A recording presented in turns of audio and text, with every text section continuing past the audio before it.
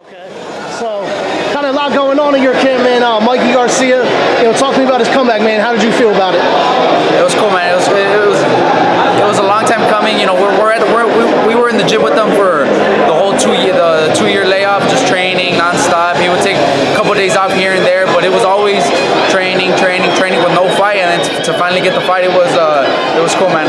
For us, the whole family, for Mike, and now looking for a world title shot. I think sometime in October. So we're excited. So who do you want to see him in there with next? They're talking the WBC champ, Dejan Slatichinin, I think.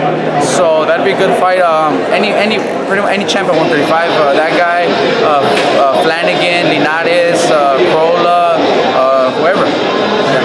So I know it's kind of headlines. I don't know if you want to talk about it or not, but I guess Saul, Neno, Rodriguez, and you guys splitting ways. Can you kind of just talk about that?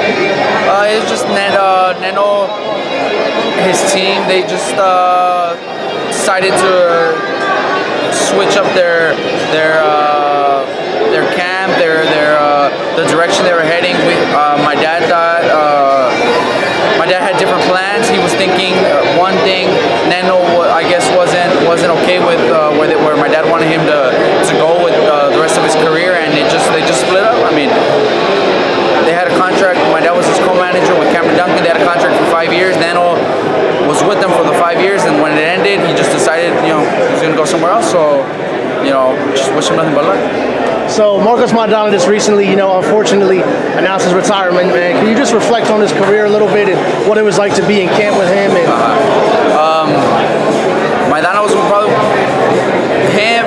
He's probably was the coolest guy the most humble, the coolest guy we've ever had. That obviously that my dad has trained. He was fun to be around, but the fights that he gave everyone were just they were unbelievable. But just with us, the Soto Caraz fight was good. The Josecito one, Broner, the first Mayweather fight. Then he got the second Mayweather fight. But before that, the Victor Ortiz fight with Amir Khan. He just put on nothing but good fights. So that's what the fans are gonna and me. That's what we're gonna miss the most is the fights that he put on. Yeah, there's so many good fights out there for him. If he were to ever come back, man, it's unfortunate. Yeah. I know that your dad always talked about him fighting Pacquiao. I would love to see that. Speaking of Pacquiao, man, he's coming back against Jessie Vargas. He caught a lot of flack for that. A lot of people wanted him to fight Terrence Crawford. What's your take on all that? Well, I mean, Pacquiao's in the position where he can choose who he wants to fight now. I mean,